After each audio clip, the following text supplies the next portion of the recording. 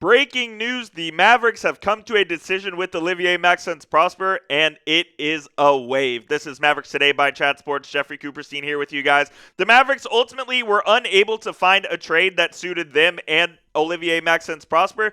Therefore, they end up waiving him and sending him to free agency. We're going to break it all down right here on the channel, but this is why you subscribe, because when Mavs news happens, we'll have you covered right here on the channel at youtube.com/MavsTV. Whether it's a move as small as this or a move as big as the Luka Doncic trade, we have you covered right here on Mavericks Today. And this is not a real surprising outcome for all parties involved. As Mark Stein reported just a couple of moments ago, the Mavericks were really unable to find a trade to materialize because they would have had to give up an additional second-round pick. And the Mavericks only have, I believe, one available second-round pick, for them to trade, and that just really didn't appeal to them to get rid of a guy like Prosper, who's only making $3 million this season. And it's unfortunate that it really couldn't work out between Omax and the Mavs. In 92 career games, you can see his stats on screen. They're really not going to wow you whatsoever. And after the Richaun Holmes trade in the 2023 NBA draft, which sent Richaun Holmes to Sacramento in exchange for that pick that ended up being Omax, it's just never really gotten going for him in Dallas. And I think that's for a couple of reasons. Number one, I think the Mavericks and Omax were just on two different timelines. The Mavs were in a win-now scenario where they're trying to win as many games as humanly possible, and Omax really needed some developmental years in order to kind of get his game into NBA shape. Omax has an NBA body and NBA physicality right out of the gate. He's 6'7", he's big, he's athletic, he's got broad shoulders. He had all of the things you want physically in an NBA wing. Unfortunately, the game wasn't really there, as he didn't have much on the offensive end. You'd hope that his defense would be able to keep him on the floor with the Mavericks, but he was just really never able to hold down a spot in this rotation through his first two seasons here in the NBA. He also dealt with a couple of injuries. He had wrist surgery that ended his season prematurely last year, and at the end of the day, it just didn't work out between the two parties, which is unfortunate, but that happens when you're picked in the mid to late 20s as a first-round draft pick, and you would wish it would have worked out better, but Omax, unfortunately, and the Mavericks are parting ways, and he wasn't going to play this season either. When the Mavs, by godsend, won the lottery and drafted Cooper Flagg #1 overall, he immediately fell even further down the depth chart than he already was. They have Flagg, they have Washington, they have Najee Marshall, and Caleb Martin, who are all going to play ahead of him. When you throw in the likes of Klay Thompson in there as well, there was really no spot for Omax in this rotation. So I think this is the best outcome for both parties involved. Omax gets a fresh start. He becomes an unrestricted free agent, free to sign with any team. And the Mavericks free up a roster spot, which we'll talk about what they're going to do with that here in just a moment. But I want to get your guys' reaction for me down in the comment section. What is your one-word reaction to the Mavs waiving Olivier-Maxence Prosper? I'm going to be looking at all of the comments down below, so let me know what your guys is. Mine is, it really just doesn't move me one way or another that they waived him. I think this was just, since they weren't going to find a trade, this was just the easy move. And it's interesting because it actually frees up some money for the Mavericks this season. And since he was on such a cheap deal, I think this was probably the best solution for the Mavericks as well. Like I said, wasn't going to play much this year anyways. So waiving him without having to attach that second round pick, you're able to keep that asset in your back pocket, was certainly the best solution. And just a little note on how the stretch provision works, which is actually how the Mavericks waived Omax. So you multiply the remaining years on the contract by 2, and then you add 1. Olivier-Maxence Prosper had 1 year left at $3 million, so the Mavs stretched that to $1 million over 3 seasons. So technically, the Mavericks are saving approximately $2 million this season, as you can see right here on your screen. Shout out to Bobby Marks, who's an absolute GOAT when it comes to the salary cap.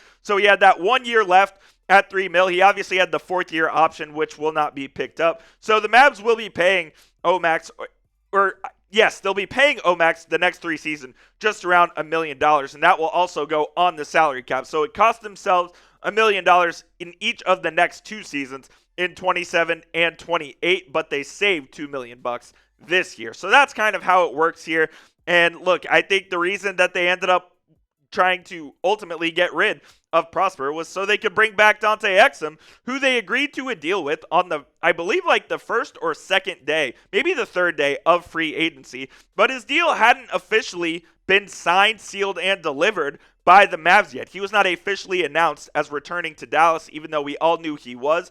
This was a veteran minimum deal that was agreed to a while ago, but it hadn't been formally announced because they didn't have the roster spot. Now that they move off of Prosper officially, they get to sign Dante Exum and officially welcome him back to the Mavericks for his third season. He initially signed a 2-year deal after returning from Europe, and he played well enough to where the Mavericks wanted to bring him back and get some much-needed point guard depth for the upcoming season. We'll break down Exum and what else this could mean for the Mavericks, but I wanted to shout out our sponsor of today's show, which of course is PrizePicks, America's #1 daily fantasy sports app. Preseason football is over, and the regular season is almost here. College football week 1 is here as well, so don't miss any of the action this season on PrizePicks. It's super simple to play. You just pick more or less on at least two to six stat projections for each player. You can, if you get your picks right, you can win up to 2,000 times your money, and you can do it in over 40 states, including California, Georgia, Florida, and of course Texas.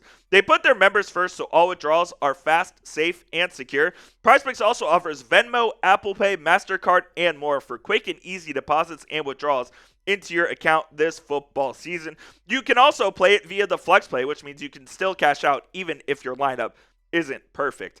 The Texas Longhorns and the Ohio State Buckeyes kick off the college football season tomorrow, and I cannot wait. My mental health is riding on the Longhorns, but I'm going to take the more on Arch Manning, 1.5 passing touchdowns. I'm also going to take the less on Jeremiah Smith, receiving yards at 75.5. Texas did a great job on Smith in the CFP last year, so I'm going to take the less on that once again. And give me a touchdown for Trey Wisner to get in via rushing or receiving.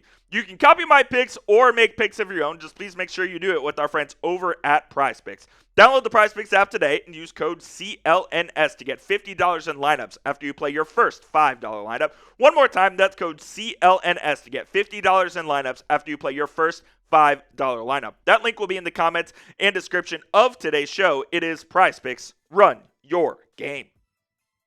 All right, so now kind of circling back to what waiving Omax means in the re-signing of Dante Exum, I think that this is going to be a good move for the Mavericks because Exum is going to provide something for this team that Omax could not, and that is the ball handling side of things, and we know that's where the Mavericks are struggling the most at the moment. Dante was really good for the Mavericks in his first season and was a big part of why they made it to the NBA Finals, so I think it was only right that they brought him back, and yes, he was limited to just 20 games last year, broke his wrist multiple times, has dealt with injuries throughout his time in Dallas, but he also can shoot the ball really well from 3, 49% in year 1, 43% in year 2 with the Mavs, and I know it's on low volume at about 2 attempts a night, but if you get him open in the corner or at the top of the key, chances are he's going to knock it down, and he can also push the pace on offense as a point guard and get the Mavs into their offense, which is what Jason Kidd wants. So I think the re-signing of Exum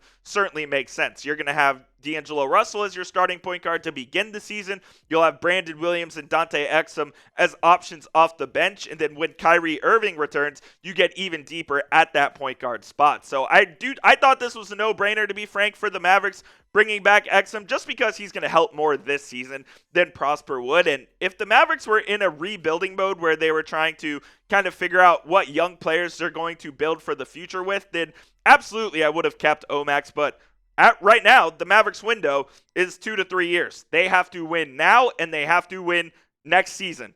That is why they ended up moving on from Omax so quickly, to get people who can help them right now. So they did waive Omax, and they're going to re-sign Dante Exum. So that begs the question, what is next for the Dallas Mavericks? Well, if you've been watching the channel, you would already know this. But starting today, PJ Washington is eligible to sign an extension with the Dallas Mavericks. It could be up to 4 years and $90 million. That would be his max. And I fully expect the Mavericks and Washington to agree to an extension here in the next coming days. Hell, it may even be later today. And if it is, we will have you covered with the video right here on the channel. I expect that to be the next move for the Mavericks. And then after that, you're looking out you're looking at filling out the roster for the preseason with your Exhibit 10 guys and your final two-way spot as well. There will be a battle in training camp and preseason to see who gets that. But I'm excited for the PJ Washington extension, and I'm excited to officially welcome Dante Exum back to the Dallas Mavericks. You guys be the GM for me down in the comment section. What is the next move that the Mavericks should make? Let me know down there if there's something that I haven't even talked about. It could be a wild trade. Anything that you can think of, let me know down in the comment section. And just some final thoughts. You always want your first round picks to really work out and to thrive and to be a part of your organization for years and years to come. Unfortunately, it just didn't work out for Omax here in Dallas. I was an Omax believer, and at the time, I clearly got this one wrong. At the time, I thought Omax was going to be more NBA ready than Derek Lively was. Well, boy, was I wrong on that, as Lively was a starting center on the team that made the NBA Finals, and last year was a big part of the Mavericks squad as well. And it's unfortunate that they were just on two different wavelengths and they weren't able to kind of mesh and find the correct development path, and the injuries got in the way as well. So I wish the best for Olivier-Maxence Prosper. I hope he can find a home in the NBA, in Europe, or wherever it is. But unfortunately, the Mavericks had to move on, and so they did here on the waive and stretch deadline here on August 29th. That will do it for today's show, guys. I appreciate you for tuning into this breaking news edition of Mavericks Today by Chat Sports. Of course, if the Mavs make a move, we have you covered.